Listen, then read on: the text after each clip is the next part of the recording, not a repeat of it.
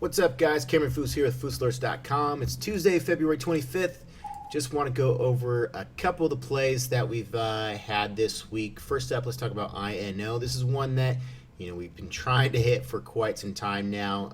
This has actually been one of my best trading stocks over the last year and a half or so. We absolutely killed this thing on several of these trades. On that first major run up, I did have a $10,000 trade on this previously. We just hit it again recently. I made about $3,000, which wasn't ideal. I would have liked to make a lot more. The problem was I was trying to hit this force pattern on this breakout. As you can see here, this is a perfect force pattern leading into INO. A force pattern is basically the lead-in trend is either neutral or bullish. As you can see here, we did have this neutral trend coming in here. And then we had this awesome looking triangle formation breakout with not really any resistance ahead. And that we've just been basically testing that $3 level for almost a year now. And we finally did break it. But leading into that, I was trying to buy in pre-breakout and catch this. And, I started buying, I think right around in here several times, trying to get this breakout. Then it would drop. It would be up and down every day and just not getting that breakout. Then I finally got back right in here. We broke an F pattern, an F1, right as we were breaking out over 3. Also combining that with the overall daily chart, which was a force pattern. So I loaded up. I think we went 6,000 shares just to begin with. I probably should have gone more and trusted the pattern, but I tried about 6 times before it actually broke out, before it did, so I was a little bit frustrated. But was able to manage this, managed to get in on the breakout. Like I said before, I kept putting on the watch list, kept saying I might be buying it, again, because the pattern cannot be ignored. But when you're buying pre-breakout, the stock might not ever break out. Me watching the stock and trying to buy it, there was no telling if the stock was going to break out or not. It could have easily just failed and came all the way back down, but it didn't. So, I definitely wanted to keep that stock on watch, and we absolutely killed it on this stock. Basically, hit up towards my profit target of $4 per share yesterday and today. We actually stopped out of this morning for my last 1,500 shares. Once it started breaking down the 13 EMA on the 1-minute chart here, it was looking like we were breaking an F1 at 390. As you can see here, but we failed very quickly. It just had a very short-term spike above that high, which was an F1 trigger. And as always, F1 or INO has been a very volatile intraday stock, so it's kind of been easy to get stopped out if you're just closely following the intraday patterns, which is what I've been mainly following to gauge my entries and exits. But I was also overall looking at this intraday chart, but there's a lot of intraday mixed signals on this stock. So I did sell this morning as soon as we broke down the 13 EMA on the 1-minute chart. Locked in my last $1,200 profit. I think I locked in about $2,000. Previously, I haven't looked at, or I haven't uploaded it on Profitly yet, so I don't know what my exact gain is, but I believe it was around $3,000 here. As I did sell most of my shares in the 340 range near the open of yesterday, and it actually did have that major rip up.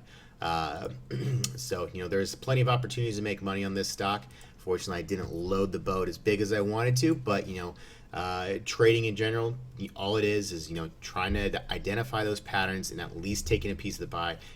As long as you're making at least some money, doesn't matter how much it is. Trading, the only thing you got to do is identify the patterns and at least get a little piece of the pie. Here I got a small piece. I had potential to get a big piece of it, but at least I got a piece of the pie, and that's all that trading is finding those patterns and at least being able to come out on top with at least some sort of profit. You're never going to make the perfect trade. All you can do is try to come out with at least something. So we did okay on INO. I know you guys, some of you guys also did pretty well on INO as well.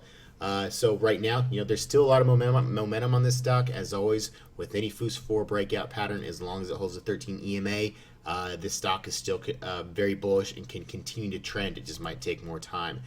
So right now, it did drop a little bit, but overall chart pattern, this could easily, form up a flag pattern here and continue to break out over 4 as long as it holds the 13 EMA, which is all the way down at $3 per share right now. It's still very bullish.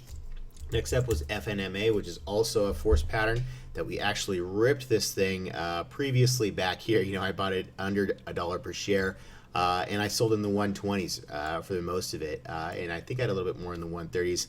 Made about $11,000, and then this thing went all the way up to $5 per share. So you never really know. This was a gold pattern, but again, I identified the pattern. Did I know it was going to rip 500%? Hell no, I had no freaking idea. But I identified the pattern. At least came out with a chunk of money. Made about 11 grand plus FMCC. I made some money on it as well, which is basically this stock's counterpart. But again, here going to FNMA now. This is basically kind of a forced pattern again here. We were retesting these highs continuously in the mid threes. We did have this nice triangle pattern forming up here, continually kind of grinding around the 13 EMA as well as the 50-day moving average.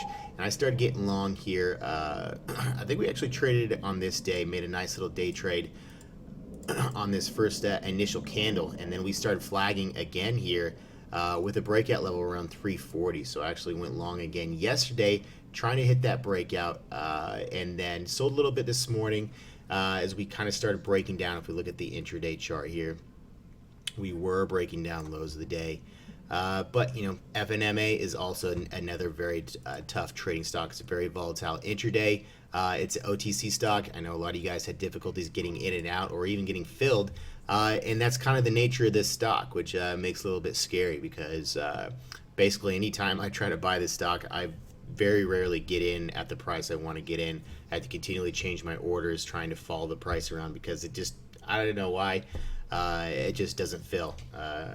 Maybe if you find the right route that just likes to get filled on this, I don't know. I usually just use a limit order. So it's a little bit difficult to get filled on this stock. You can't just throw a limit order and just get right in the stock. It takes a little bit of time. But I did sell some of this profit at, I think, about 362 when we started breaking down here.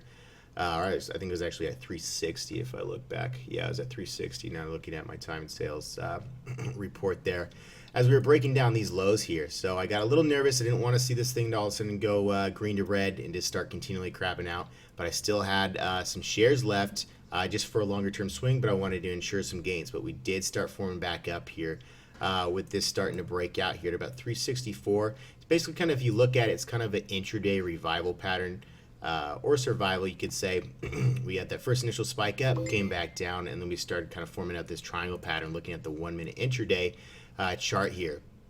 So I actually added again when we started breaking out above 365, loaded the boat once more, rode this thing all the way up to about $4 per share, locked in some profits, sold 3,500 shares at $4 per share. Still have 3,500 overnight. There's definitely a lot of momentum on this stock, and once this stock gets going, sometimes this thing just continues to blow up like we saw last time. Once this thing started getting some volume and ripping it up, this thing just continually got momentum. There was still a lot of intraday volatility where there's some sellers in the morning, kind of like there was today, but then the buyers come back in and continue to rip this stock up. So we had a nice move today, up 12.5 or 12.85%. Currently up, I locked in $2,437 profit, and I still have an open profit of $2,300. So over $4,000, about $4,500 profit on FNMA so far. So a great trade, better than the INO trade so far. But I still have 3,500 shares. I could easily give some of that back tomorrow if this thing starts selling off in the morning. But I'm hoping that we actually get a gap open tomorrow and potentially continue to rip into the $4 per share area. So we'll see how this goes. It's looking very bullish. Another one was RNN. This was a stock that we had traded previously. I tried to hit this survival pattern. I was up $4,000 on this stock at one point. Unfortunately, just within minutes on this day, actually right here, the stock dropped about 20 cents, and I had 20,000 shares, maybe even more at the time. I can't remember. But my $4,000 profit within minutes turned into about $800, and I sold it for about an $800 profit. Still made money, but it sucks to give that back, that $4,000 profit. And then today we actually broke out of a nice looking F1 pattern. This thing I missed. This was on the watch list last night. It sucks that I missed it because I freaking pressed snooze one too many times this morning and got out to my computer about 6 minutes after the market opened. And this thing was, let's see, 1, 2, 3, 4, 5, 6, 7, about 10 minutes, 7 to 8 minutes or so into the market open. This triggered the F1 here. at 113. As always, an F1 is just a stock that opens up with momentum and on volume, either a gap open as in this case, or it opens up with just a nice big candle, and then it hits a high of the day. And after those, basically you get a high of day flag formation there where it has a resistance. And within those first minutes, you can form an F1. As you can see here, this started forming the top of the F1 breakout here at 113. And as soon as that triggered 113, that basically kind of triggered the rest of the day's move. And we actually had an F2 breakout here as well. That could have been bought later in this session. It broke about 120 to 122 here. Lots of times it might not be, the actual trigger might not be the high of the day, but you can see we kind of formed a secondary trigger here at 120 that kind of, gave you a look at that we might be getting momentum to break out 122 highs of the day. So you always kind of got to watching not only the high of day, but if there's kind of an intraday triangle formed up within that, high of day here, kind of a revival pattern where it broke at 120, which basically led to the trigger at 122, and it actually closed at 129 into the close. But, actually we're up to 138 after hours, so this thing continues to rip it up here. RNN's looking very bullish. This is a very bullish chart. We could easily, continue to move up. Unfortunately, I did not get that first trigger buy that I like to buy in the most, which is in the mornings. Potentially could have bought in here in the close as well, but I kind of gave up on this trade after I missed that first morning pop. But anyways, RNN was a watch list play, so I know some of you guys got into this morning as well. So congratulations if you're in RNN, especially after hours now that it's up to 139, taking new highs, looking very bullish. But anyways, that's it for today. Awesome session this week. I made about $7,000 or so or more between just INO and FNMA.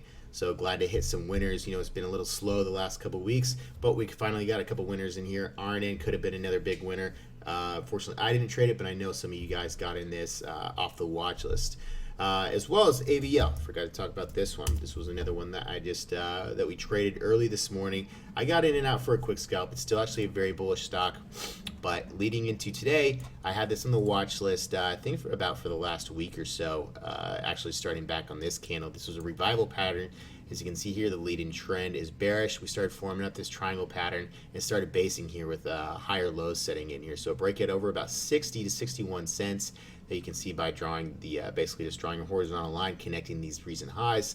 Would be a revival pattern. We did start getting some momentum. I called this out this morning right out of the gates, and we did see a nice big spike in volume. Actually bought in at 60.5 cents for, I believe, 15,000 shares. Ended up selling at 65.5. Made a quick 750 bucks. Actually got out near highs of the day, but I know some of you guys are still in. The daily chart's still looking very bullish as long as it holds above the 61 cent level or so, 60 to 61, right around this breakout level. It's still definitely looking very bullish. But I've traded this stock several times over the last 2 to 3 years. It's typically a little bit sketch, so I was definitely hesitant to hold it. But who knows? A lot of these other rare earth uranium stocks like URG, which was another one that ripped an F1 this morning right at 151. There's a lot of momentum for these going right now, but they did see a bulk of their moves today, so there could be a little bit of pullback on these into this week. But anyways, that's it for today's video lessons. Hope you guys made some money. I know a lot of you guys did. Glad to see some profits rolling in after a little bit of a slow week or two. Anyways, that's it for today, guys, and I'll see you tomorrow morning on Fous TV.